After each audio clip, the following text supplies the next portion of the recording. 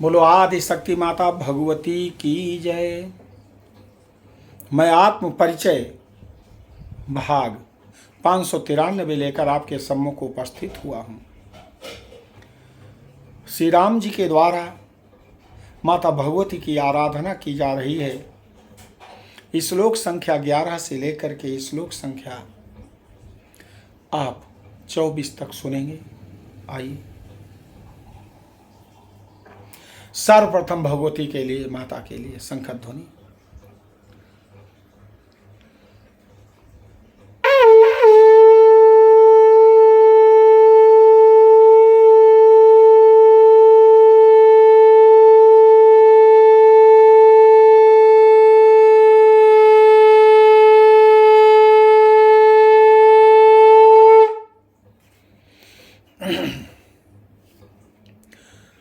ओम रक्ताक्ष रक्त दशने रक्त चार्चित गात्र के रक्त बीज निहंत्री त्वं जयम देहि नमो अस्तुते। निशुंभ शुंभ संहंत्री विश्वकर्त्री सुरेश्वरी जय शत्रुनरणे नित्यं जयम देहि नमो अस्तुते। भवान्ये तत्जगत सर्वं त्वं पालयसि सर्वदा रक्ष विश्वमिदं मातर हत्वायितान् दुष्टराक्षसान्। त्वं हि सर्वगता शक्तिर्दुष्टमर्दनकारिणी प्रसीद जगतां मातर जयं देहि नमो अस्तुते। दुर्वृत्तवृन्ददमनि सद्वृत्त परिपालिनी निपातय रणे शत्रुंजयं देहि नमो अस्तुते। कात्यायनी जगन्माता प्रपन्नार्ति हरे शिवे संग्रामे विजयं देहि भयेभ्यः पाहि सर्वदा। श्री महादेव उवाच एवं संस्तुवत तस्य श्रीरामस्य महात्मना बभूव आकाशतो वाक्यं सहसा मुनि सत्तम। मा भयस्त्वं रघुशार्दूल महाबल पराक्रमान् विजयस्य चिरेणयुलङ्कां हत्वा निशाचरान्। अहं सम्पूजिता बिल्वे ब्राह्मणा लोककर्तृणा दास्यामि त्वां मनो अभीष्टं वरं शत्रु निवारहर। इति श्रुत्वा रघुश्रेष्ठो वाक्यम् आकाश संभवम् आसंशयं मुनिश्रेष्ठ मेने विजयम् आत्मनः। एवं चिन्तयतः काले समरे भीम विक्रमः आयाता कुम्भकर्णो वै राक्षसैः परिवेष्टिताः। तस्य नादेन घोरेण सा शैलवनकाननं चाकम्पे धरणिः क्षुब्धो बभूव सरितां पते। रथासो कुंजराणां चा सुघोरैरपि बृहतैः चाकंपे वसुधाभिर्बलात्कारेण वायुना। चक्षुर्भुर्वानराः सर्वे भीता दिक्षु विदिक्षु चा दृष्ट्वा तमति दुर्धर्षम् उद्यताश्रम महाबलम्। रक्त वर्ण के नेत्र वाली, रक्त रंजित दंत पंक्ति वाली तथा रक्त से लिप्त शरीर वाली भगवती, आप रक्त बीज का संहार करने वाली हैं। आप मुझे विजय प्रदान करें माँ, आपको नमस्कार है। निशुंभ तथा शुंभ का संहार करने वाली, जगत की सृष्टि करने वाली सुरेश्वरी, आप नित्य युद्ध में शत्रुओं का संहार कीजिए और मुझे विजय प्रदान कीजिए। आपको नमस्कार है। भवानी, आप सर्वदा इस संपूर्ण जगत का पालन करती हैं माता। आप इन दुष्ट राक्षसों को मारकर इस विश्व की रक्षा कीजिए।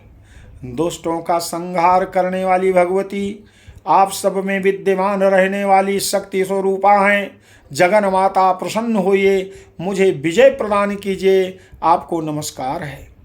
दुराचारियों का दमन करने वाली तथा सदाचारियों का सम्यक पालन करने वाली भगवती, युद्ध में शत्रुओं का संहार कीजिए और मुझे विजय प्रदान कीजिए।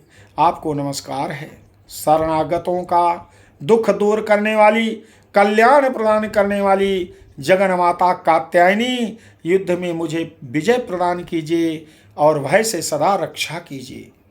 श्री महादेव जी कहते हैं, मुनि श्रेष्ठ, इस प्रकार उन महात्मा श्री राम के द्वारा भगवती की स्तुति किए जाने पर सहसा आकाशवाणी हुई, हे रघुश्रेष्ठ, आप भय मत कीजिए, शीघ्र ही आप महाबलशाली और पराक्रमी राक्षसों को मारकर लंका में जीतेंगे। शत्रुसूदन, सृष्टिकर्ता ब्रह्मा ने बिल्व वृक्ष की छाया में मेरी पूजा की है, अतः मैं आपको अभीष्ट वर प्रदान करूंगी। हे मुनि श्रेष्ठ, इस प्रकार की आकाशवाणी सुनकर रघुश्रेष्ठ श्री राम अपनी विजय को सुनिश्चित समझने लगे।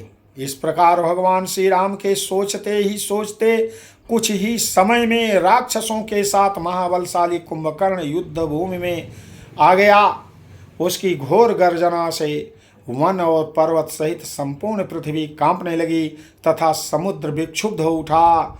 उन राक्षसों के रथ, घोड़ों और हाथियों का घोर गर्जन तथा वायु वेगशाली योद्धाओं के बल प्रयोग से उठी हुई वायु से पृथ्वी कांपने लगी। हाथ में अस्त्र लिए हुए उस महाबली दुर्धर्ष कुंभकर्ण को देखकर सभी वानर भय से व्याकुल हो उठे और दिशाओं में स्थित हो गए।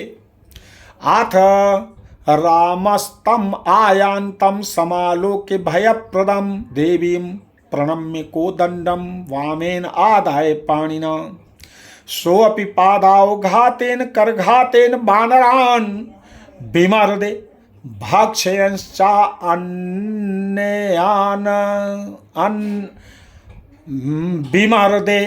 भक्षयांश्च अनायासाद रघुत्तमम्।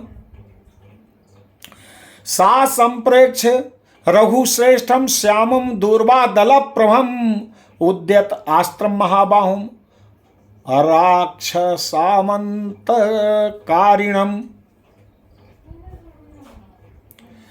सानुजम समरे अक्षोभम नीलोत्पल दलेक्षणम ननाद बलवान घोरो युगांत जलदो यथा राघव अपि महानादम ब्रह्मांड क्षोभकारकम चक्रे मुदा मुनि श्रेष्ठ ततो युद्धम वर्तत ब्रह्मास्त्र जालै संक्षिप्तै परस्पर जिगीषया तयोरासीन महायुद्धम सुरासुर दुरासदम सन्यैश्च राक्षसश्रेष्ठैर्वानराणां महात्मनाम् आसीत सुतुमुलम युद्धम संग्रामे जयम इच्छताम। हे श्री महाभागवते महापुराणे श्री महादेव नारद संवादे श्री राम कुंभकर्ण योर युद्ध वर्णम नाम चतुश्चत्वारिंशो अध्याय। इसके अनंतर श्री राम ने भयदायक उस राक्षस को आते हुए देखकर देवी को प्रणाम कर बाएं हाथ में धनुष ले लिया। वह राक्षस भी पैर तथा हाथ के प्रहार से बानरों का मर्दन करके और अन्य बानरों का भक्षण करते हुए श्री राम के सामने आ गया। वह बलवान राक्षस भी दूर्वा दल के समान अभाव वाले श्याम वर्ण वाले राक्षसों का नाश करने वाले महान भुजा वाले हाथ में अस्त्र लिए हुए तथा नील कमल के समान नेत्र वाले क्षोभ रहित अनुज सहित रघुश्रेष्ठ को युद्ध क्षेत्र में देखकर युगांतकारी बादल की तरह गर्जना करने लगा। मुनिश्रेष्ठ रघुश्रेष्ठ श्री राम भी प्रसन्न होकर ब्रह्मांड को क्षुब्ध करने वाली घोर गर्जना करने लगे। तदनंतर युद्ध आरंभ हो गया। एक दूसरे पर विजय प्राप्त करने की इच्छा से छोड़े गए ब्रह्मास्त्र जालों से उन दोनों में महान युद्ध हुआ, जो देवताओं तथा राक्षसों के लिए अत्यंत दुर्गम था। संग्राम में विजय की इच्छा रखने वाले महापराक्रमी बानरों का बलशाली राक्षस सैनिकों के साथ घोर युद्ध हुआ। इस प्रकार श्री महाभागवत महापुराण के अंतर्गत श्री महादेव नारद संवाद में श्री राम कुंभकर्ण युद्ध वर्णन नामक 44वां अध्याय समाप्त हुआ।